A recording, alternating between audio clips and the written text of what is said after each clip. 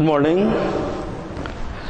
कल हमने कोणों की मापन की षष्टिक पद्धति, सप्तिक पद्धति और वृत्तीय पद्धति पर चर्चा किया था और तीनों पद्धतियों में संबंध ज्ञात किया था और उन संबंधों के आधार पर किसी एक पद्धति में कोण के मान को हम दूसरे पद्धति में परिवर्तन करना सीख रहे थे।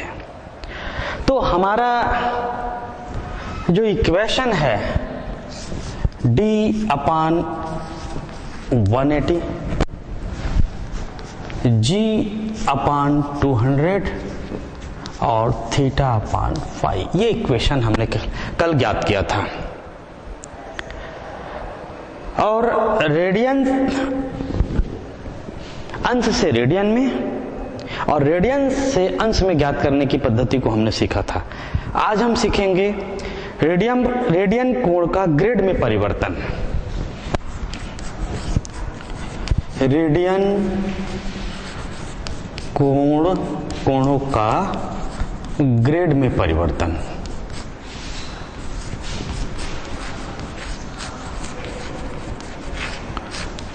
आज सीखेंगे।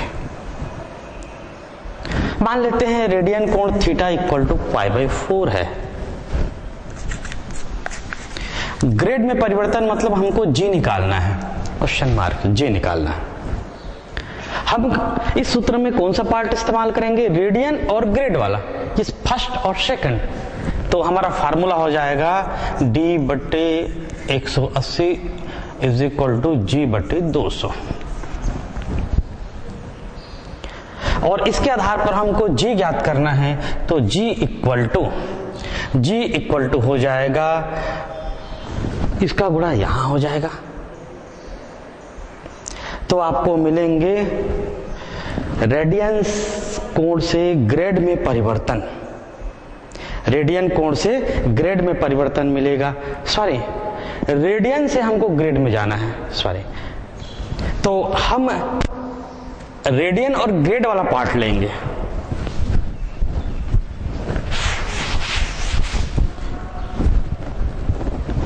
रेडियन θ/π = ग्रेड वाला पार्ट है g/200।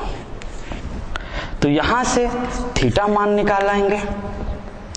तो g/200 गुणित पाई हो जाएगा।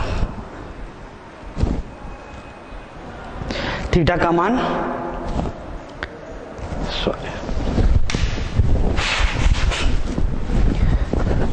ग्रेड का मान g इक्वल टू निकालेंगे हम। g equal to θ/π × 200। अब हम थीटा के मान को यहां पर रखेंगे। देखते हैं थीटा का मान π/4 × 200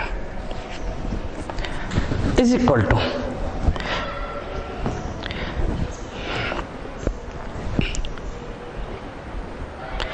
देखिए g इक्वल टू आपने निकाला θ/π × 200। थीटा के मान को रखेंगे हम π/4 और अपान पाई से पाई कैंसिल हो गया। इनको कैंसिल कर देते हैं। 50, तो ये 50 ग्रेड निकला। अर्थात जिस कोण का मान रेडियन में π/4 है उसका मान ग्रेड में g इक्वल टू मिलेंगे, आपको 50 ग्रेड मिलेंगे। इसी प्रकार से हम ग्रेड कोण अंश से ग्रेड में हम सिखाएंगे। अंश से ग्रेड में परिवर्तन। ग्रेड में परिवर्तन।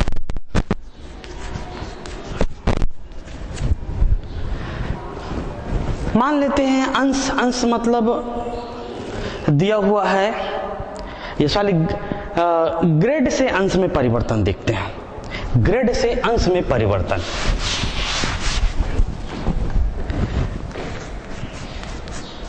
ग्रेड से अंश में परिवर्तन।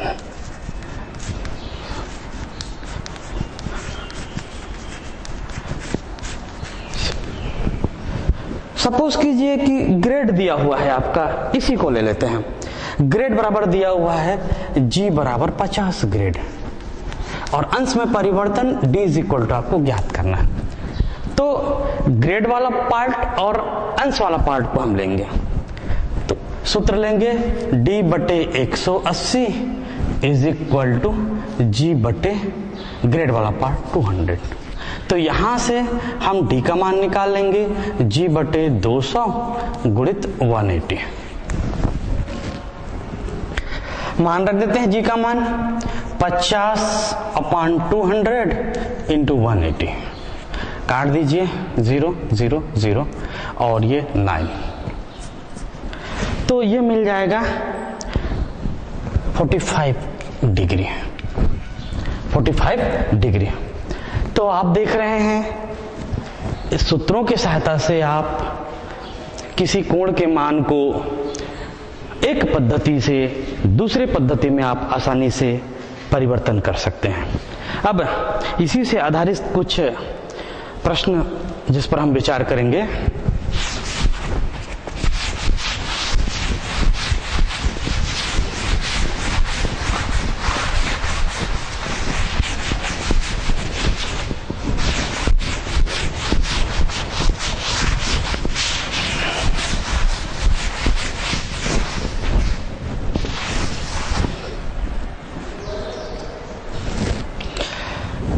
प्रश्न है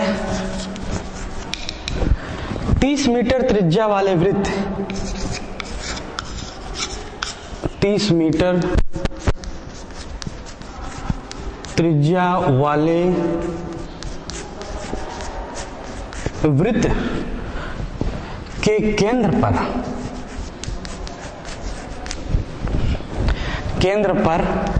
15 मीटर लंबा चाप जो कोण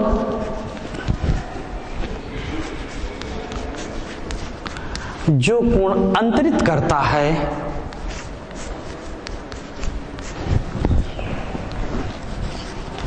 जो कोण अंतरित करता है उसका मान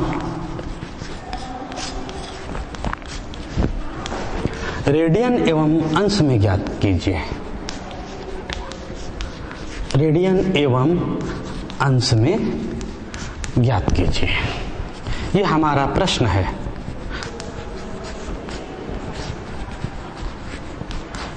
एक बार प्रश्न को और ध्यान से गौर कीजिए। 30 मीटर त्रिज्या वाले वृत्त के केंद्र पर 15 मीटर लंबा चाप बना है, और वो चाप वृत्त के केंद्र पर जो कोण अंतरित करता है उसका मान हमको रेडियन और अंश में ज्ञात करना है। प्रश्न को हल करने के लिए जो जो दिया गया भाग है उसको लिख लेते हैं। तो दिया गया है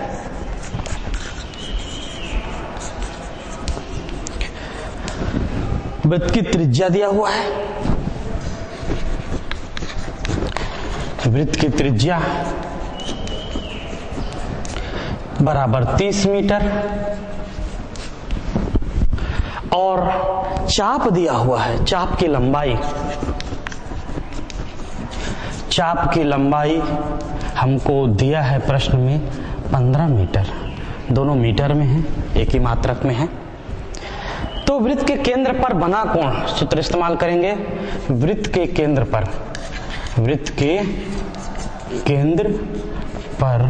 बना कोण। कल हमने वृत्तीय पद्धति पढ़ाया था, उसमें कहा था कि वृत्त के केंद्र पर बना कोण चाप बटे त्रिज्या।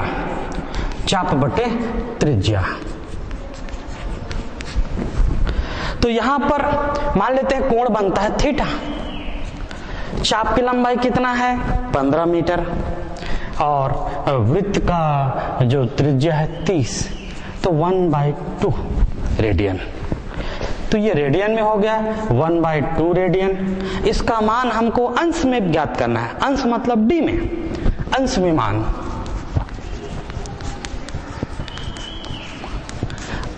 मान, अर्थात d इज इक्वल टू। तो जब कभी भी शॉर्टकट है मेथड कि जब कभी भी रेडियन से अंश में जाओगे तो 180/पाई का आप मल्टीप्लिकेशन कर दीजिए, तो थीटा इंटू 180/पाई, थीटा का मान 1/2 इंटू 180/पाई, तो ये मिल जाएंगे आपको 90 अंश/पाई मिलेंगे। ये हुआ आपका अंश में हुआ, अर्थात रेडियन में 1/2 रेडियन और अंश में 90/पाई रेडियन होगा। अतः कोण का मान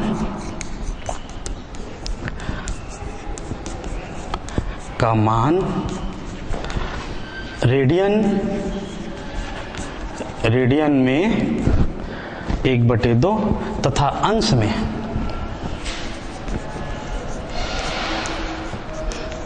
90 अंश/पाई होगा। इस प्रकार से हम छोटे छोटे प्रश्नों को बड़े सरलता से बना सकते हैं। अगला प्रश्न है,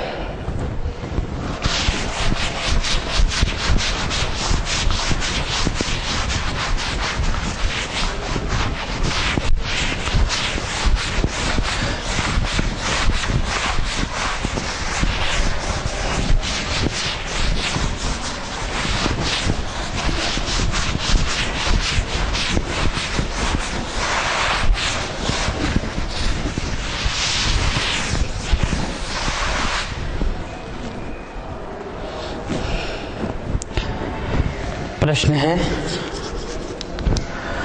7.5 सेंटीमीटर त्रिज्या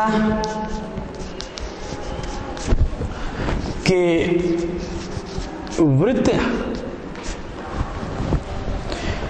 का वृत्तीय तार काटकर, बहुत अच्छा प्रश्न है, वृत्तीय तार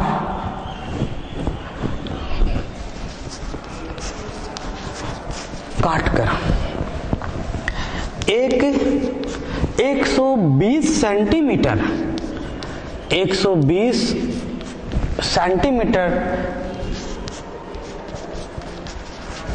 त्रिज्या के वृत्तीय पहिए की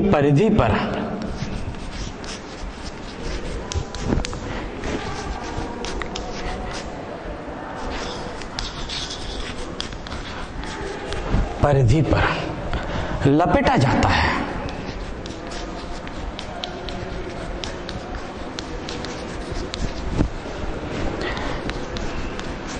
तार द्वारा पहिए के केंद्र पर बने कोण ज्ञात कीजिए। तार द्वारा पहिए के केंद्र पर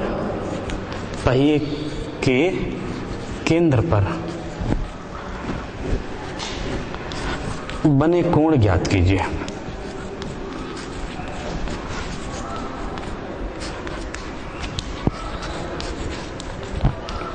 प्रश्न एक बार और पढ़ लेते हैं। 7.5 सेंटीमीटर त्रिज्या के वृत्त का वृत्तीय तार काटकर एक 120 सेंटीमीटर त्रिज्या के वृत्तीय पहिए की परिधि पर लपेटा जाता है, तो तार द्वारा पहिए के केंद्र पर बना कोण ज्ञात कीजिए। एक छोटा सा वृत्त बना लीजिए समझने के लिए। एक छोटा सा ये मान लो वृत्त है, इसका केंद्र है, तो इसकी त्रिज्या क्या है? वृत्त की त्रिज्या क्या है? इस वृत्त की त्रिज्या 7.5 सेंटीमीटर त्रिज्या वाले वृत्त का वृत्तीय तार काटकर 120 सेंटीमीटर त्रिज्या के वृत्तीय पहिए की परिधि पर लपेटा जाता है।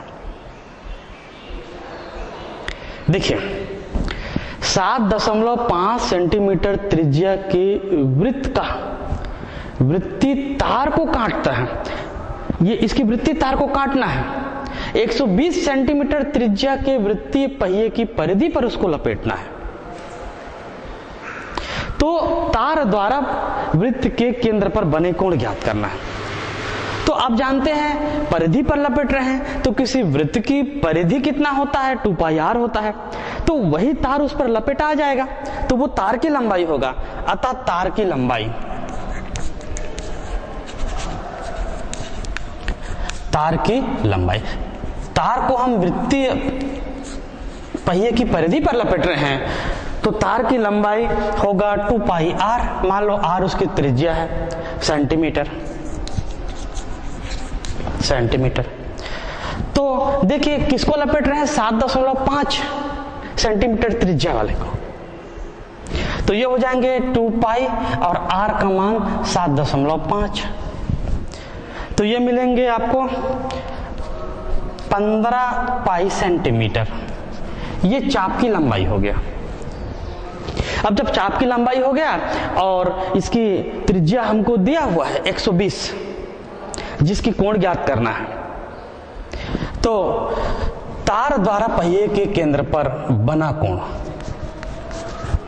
तार द्वारा पहिए के केंद्र पर बना कोण,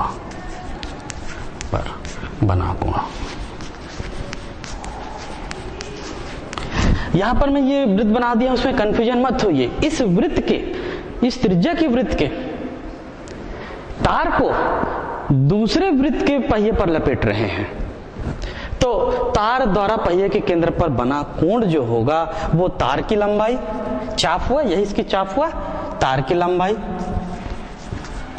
चाप बटे त्रिज्या अर्थात तार की लंबाई बटे त्रिज्या जिस पर हम लपेट रहे हैं। तार की लंबाई हमने निकाला 15π, और त्रिज्या कहां पर लपेट रहे हैं, 120 सेंटीमीटर पर। तो ये हो जाएंगे 15×120 π/8 रेडियन। यही हमारा आंसर होगा कि तार द्वारा पहिए के केंद्र पर बना कोण π/8 रेडियन होगा। इसके पश्चात अगले प्रश्न पर विचार करते हैं।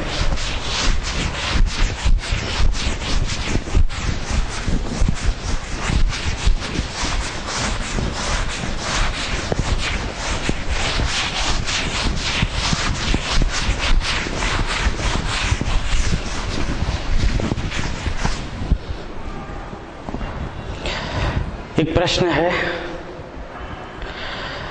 12 सेंटीमीटर त्रिज्या के वृत्त के केंद्र पर 60 अंश का कोण अंतरित करने वाले चाप की लंबाई ज्ञात कीजिए।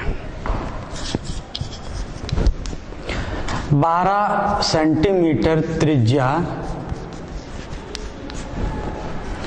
के वृत्त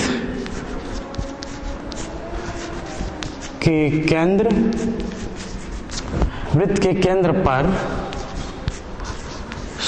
60 अंश का कोण अंतरित करने वाले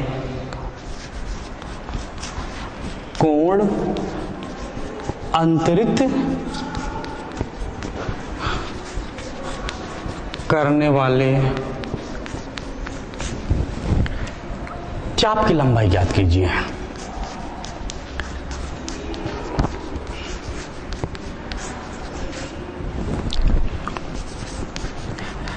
ज्ञात कीजिए।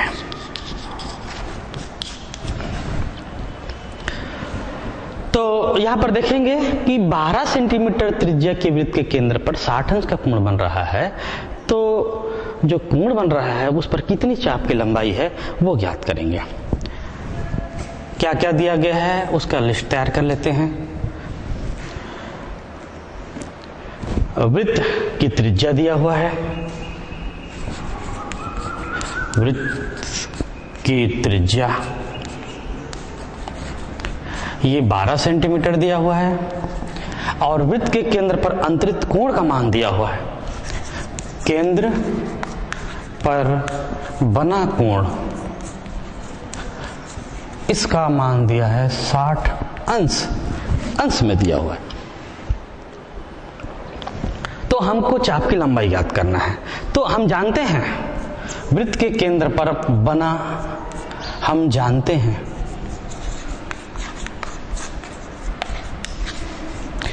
वृत्त के केंद्र पर बना कोण, वृत्त के केंद्र पर बना कोण बराबर होता है चाप बटे त्रिज्या। चाप बटे त्रिज्या, इसका इस्तेमाल कर लेते हैं। अब देखिए कोण कितना दिया है, 60 अंश। लेकिन एक चीज इसमें ध्यान देंगे कि इस सूत्र में जब हम इस्तेमाल करते हैं तो ये रेडियन में आपको रखना है, तो अंश को हमको रेडियन में बदलना पड़ेगा। तो अंश को रेडियन में बदलने के लिए क्या करना पड़ेगा, 60 में पाई बाई 180 का गुणा करना पड़ेगा। तो ये हो जाएंगे पाई बाई 3 रेडियन। इसको विशेष तौर पर ध्यान देंगे क्योंकि इस फार्मूले में जब भी इस्तेमाल करेंगे तो कोण का मान रेडियन में होना चाहिए। अब ये कोण का मान हो गया पाई बाई 3 रेडियन। चाप की लंबाई आपको ज्ञात करना है और त्रिज्या हमको दिया हुआ है 12 सेंटीमीटर। 12 सेंटीमीटर। तो इससे हल करके चाप की लंबाई ज्ञात कर लेंगे।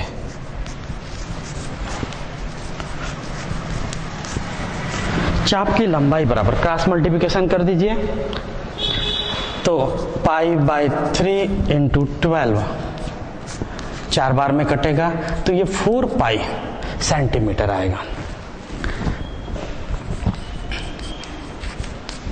तो चाप की लंबाई बराबर 4 पाई सेंटीमीटर।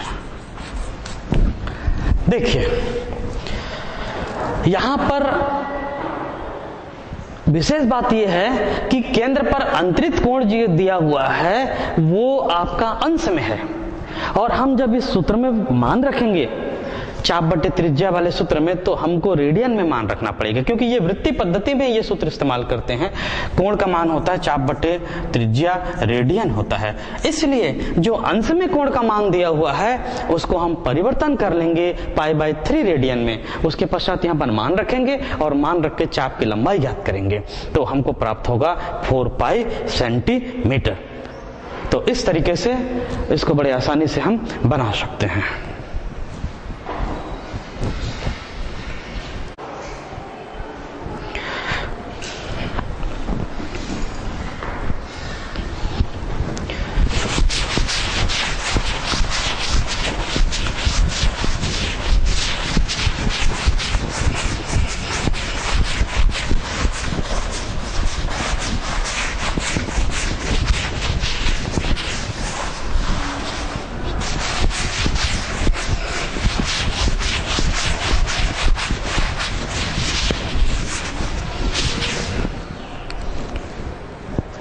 पुनः एक प्रश्न लेते हैं।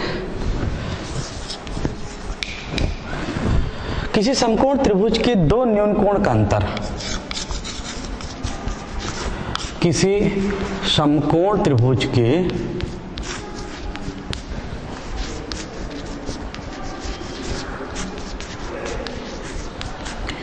दो न्यून कोण का अंतर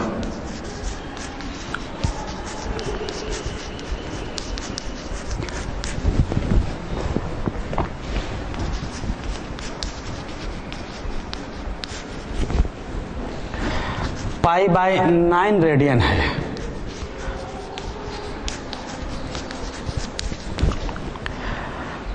तो कोणों का मान अंश में ज्ञात कीजिए।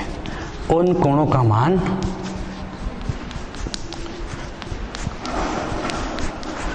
अंश में ज्ञात कीजिए, अंशों में ज्ञात कीजिए।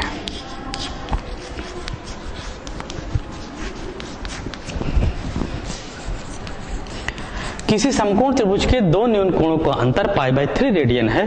तो कोणों का मान से तात्पर्य है त्रिभुज के तीनों कोण, जिसमें एक कोण तो समकोण है, शेष दोनों कोण का मान अंश में हमको ज्ञात करना है। मान लेते हैं कि माना कि एक समकोण त्रिभुज का नाम दे देते हैं। ABC एक समकोण त्रिभुज है, ABC एक समकोण त्रिभुज है, समकोण त्रिभुज है जिसमें कोण B समकोण है, जिसमें कोण B जो है, कोण B जो है वो 90 अंश है। एक मान लिया। कहने का तात्पर्य यहां पर एक इस प्रकार से एक समकोण त्रिभुज बना लेते हैं ABC, जिसमें कोण B जो है वो समकोण है। तो आप जानते हैं कि किसी भी त्रिभुज के तीनों अंतः कोणों का मान जो है 180 अंश होता है। तो यहां पर कोण A धन कोण B धन कोण C बराबर 180 अंश। क्योंकि ये कोण B का मान 90 अंश है, तो यहां मिलेगा आपको कोण A धन कोण C बराबर 90 अंश को मान रख दीजिए 180 माइनस 90। कहने का तात्पर्य हुआ कोण A प्लस कोण C बराबर 90 अंश। चित्र से स्पष्ट है, त्रिभुज के तीनों कोणों का मान 180 अंश होता है, तो शेष दो न्यून कोणों का योग निश्चित रूप से 90 होगा। 90 90 कितने हो जाएंगे? 180 अंश हो जाएंगे। तो ये समीकरण नंबर 1 हुआ। अब प्रश्न पर आइए, समकोण त्रिभुज के दो न्यून कोण अर्थात कोण A और कोण C का अंतर π/9 रेडियन है। तो प्रश्नानुसार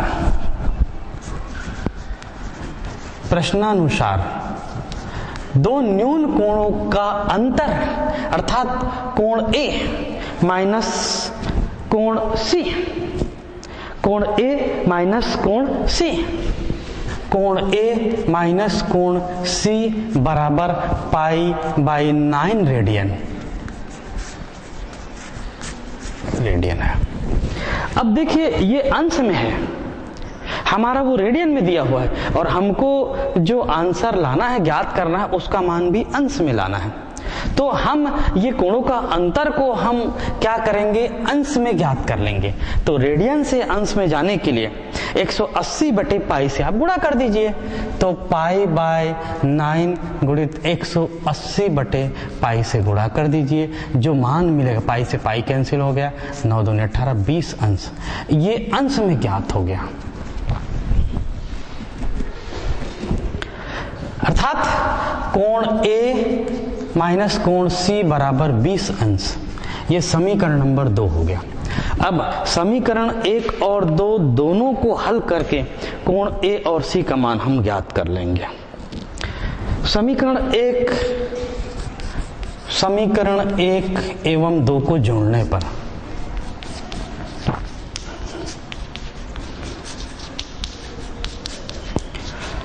जोड़ दीजिए। कोण A प्लस कोण C बराबर 90 अंश और दूसरा कोण A माइनस कोण C बराबर 20 अंश। जोड़ दीजिए, कैंसिल हो गया। 2 कोण A बराबर 110 अंश। इसलिए कोण A बराबर 55 अंश। कोण A का मान 55 अंश निकल गया। इसके मान को समीकरण 1 में रख देते हैं। समीकरण 1 से समीकरण 1 में कोण A का मान रख देते हैं। तो 55 अंश प्लस कोण C बराबर 90 अंश।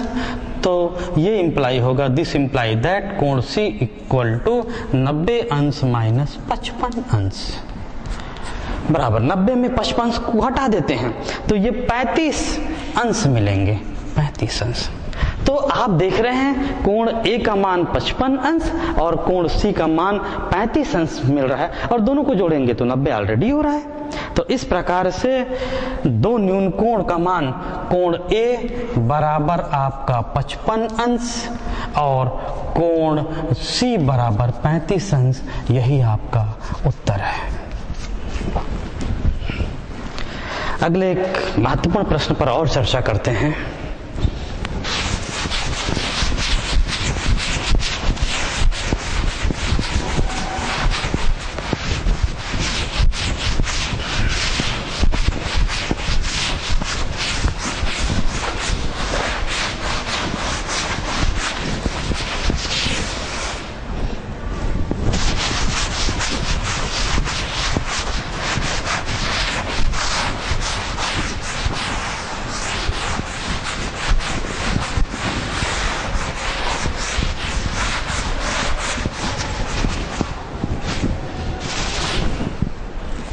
बहुत ही अच्छा प्रश्न है।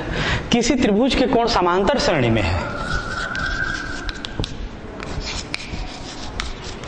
किसी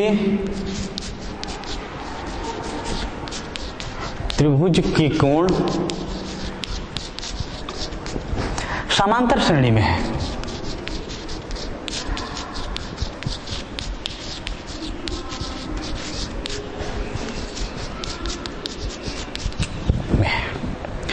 सबसे बड़े कोण का मान, सबसे बड़े कोण का मान हमको दिया हुआ है। सबसे बड़े कोण का मान 105 अंश है। तो तीनों कोण का मान रेडियन में ज्ञात कीजिए। तीनों कोणों का मान रेडियन में ज्ञात कीजिए।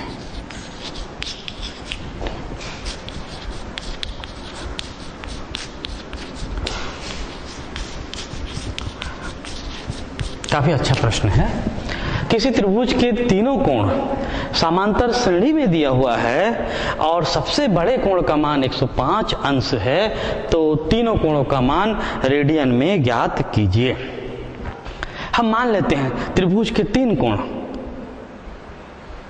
जो समांतर श्रेणी में है, ये मान लेते हैं। माना कि किसी त्रिभुज के किसी त्रिभुज के तीन कोण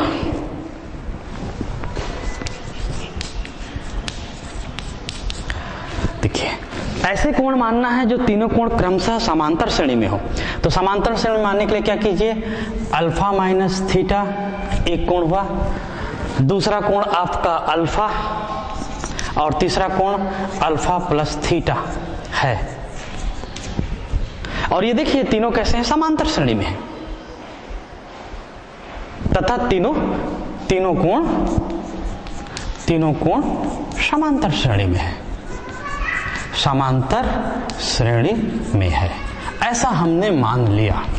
तीनों कोण इस प्रकार से माने कि तीनों कोण कैसे हो, समांतर श्रेणी में। अभी त्रिभुज के तीन कोण हैं और हम जानते हैं त्रिभुज के तीन कोण का मान 180 अंश होता है तथा त्रिभुज के तीनों कोणों का योग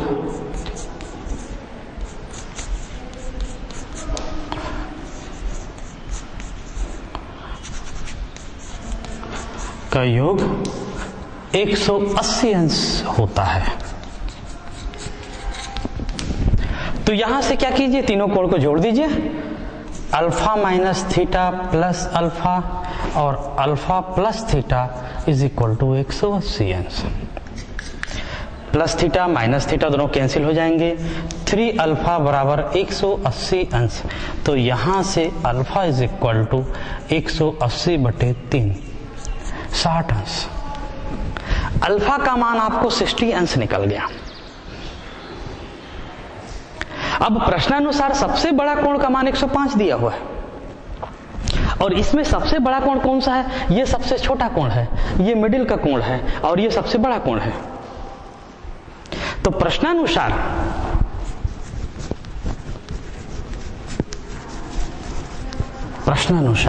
सबसे बड़ा कोण का मान 105 अंश दिया हुआ है, अर्थात सबसे बड़ा कोण alpha plus theta is equal to 105 अंश। अब यहां से अल्फा के मान को रख देते हैं। अल्फा के मान कितना है, 60 degree plus theta equal to 105 अंश। तो थीटा इज इक्वल टू 105 ऋण 60 अंश। 105 में 60 को घटा देंगे तो कितना मिलेंगे, 45 अंश। 45 अंश। 105 में 60 को घटा देंगे तो अपने को कितना मिलेगा, ये 45 अंश मिलेगा।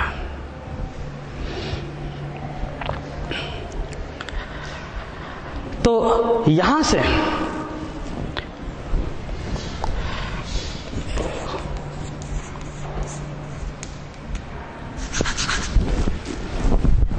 जब थीटा का मान और अल्फा का मान कैलकुलेट हो गया तो हम क्रमशः सब कोण के मान को ज्ञात कर सकते हैं, क्योंकि सबसे छोटा कोण कौन सा है? Alpha minus theta.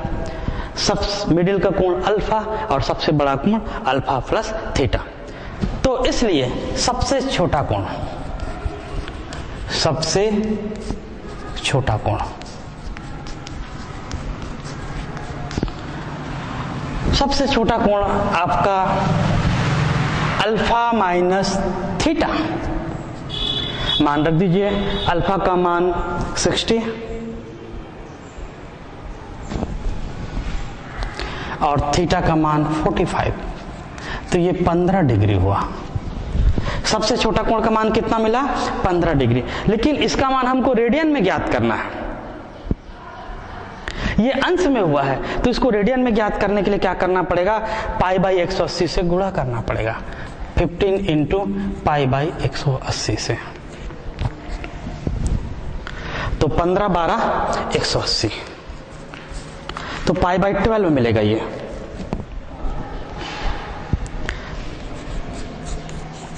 रेडियन। दूसरा कोण आपका मिडिल का कोण, बीच का कोण,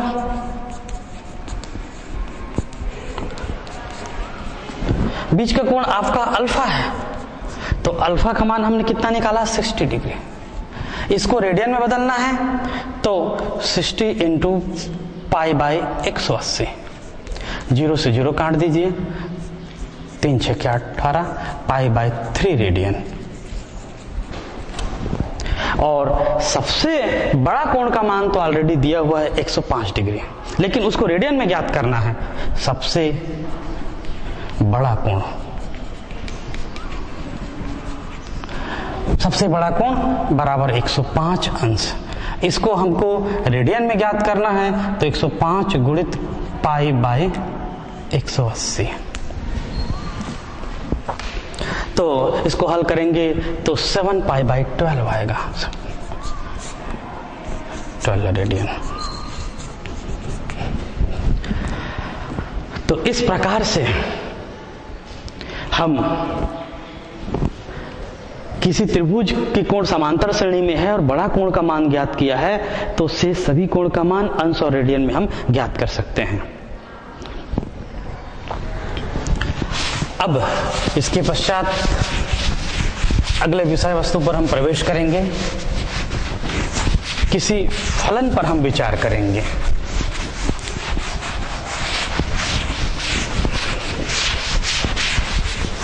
यहां पर कोणों का मापन का अध्याय खत्म होता है।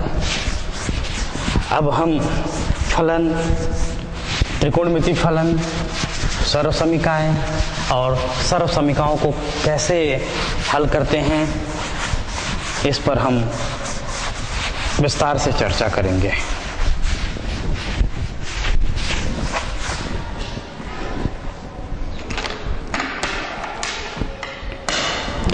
फलन,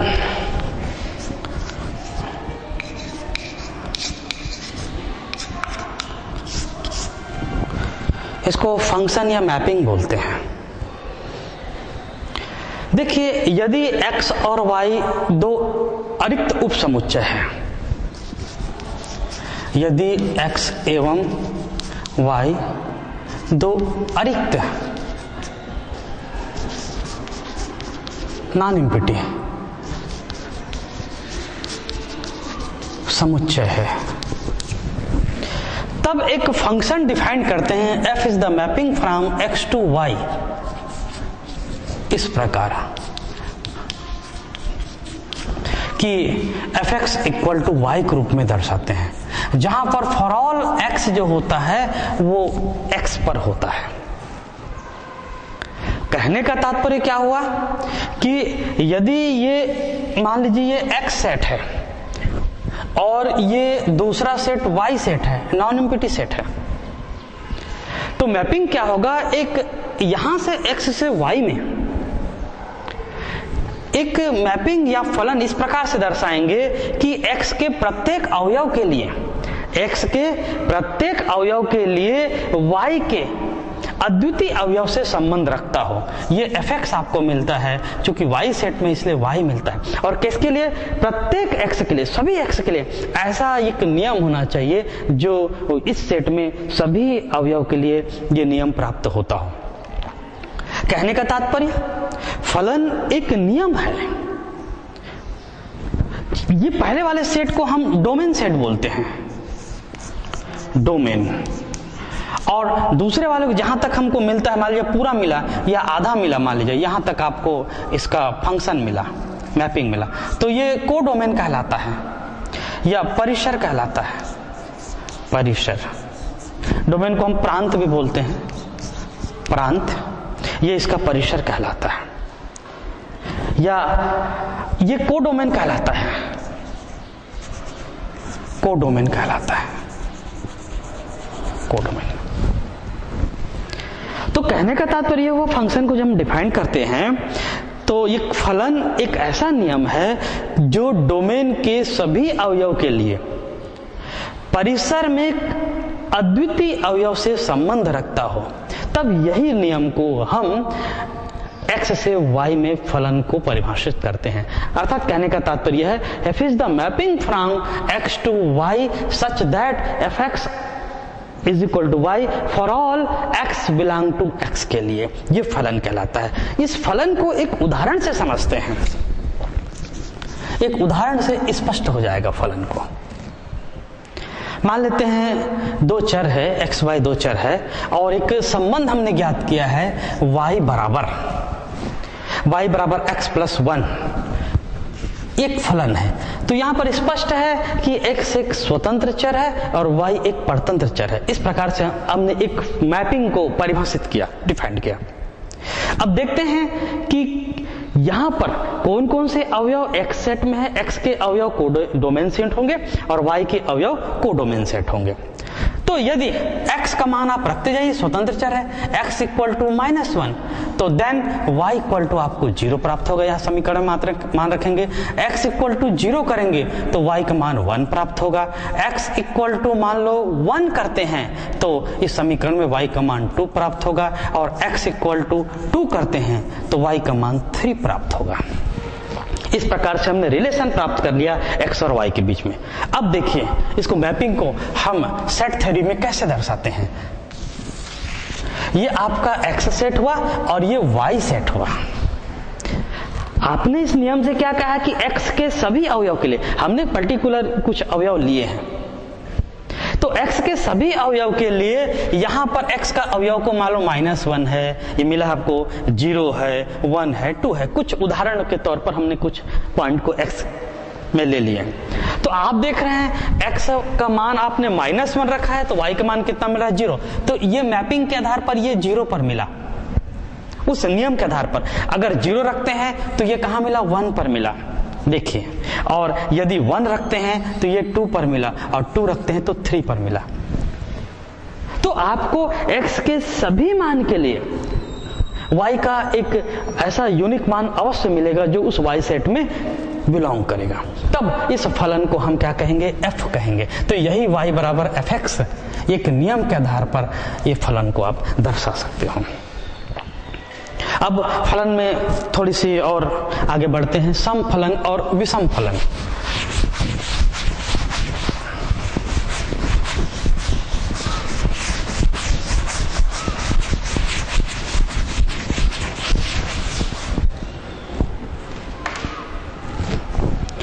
सम फलन,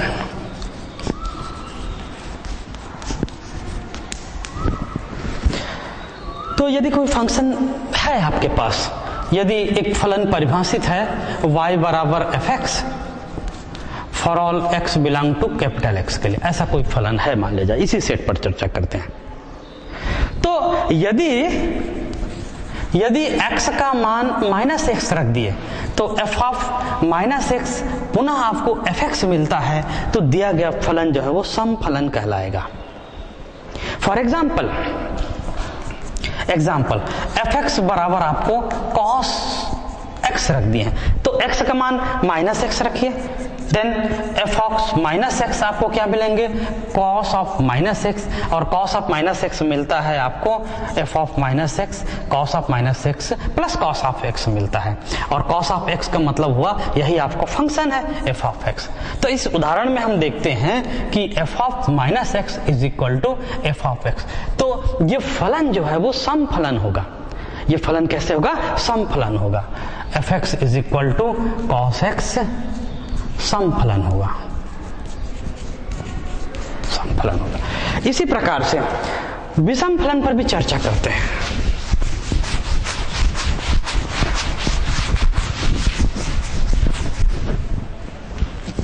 विषम फलन, विषम फलन तो मान लेते हैं y बराबर एफ एक्स एक फंक्शन डिफाइंड है इसी सेट में x for all x belong to capital X के लिए। तो यदि x का मान x equal to minus X रखते हैं तो f ऑफ माइनस एक्स पुनः माइनस ऑफ एफ एक्स प्राप्त होता है। तो दिया गया फलन जो है वो विषम फलन कहलाता है।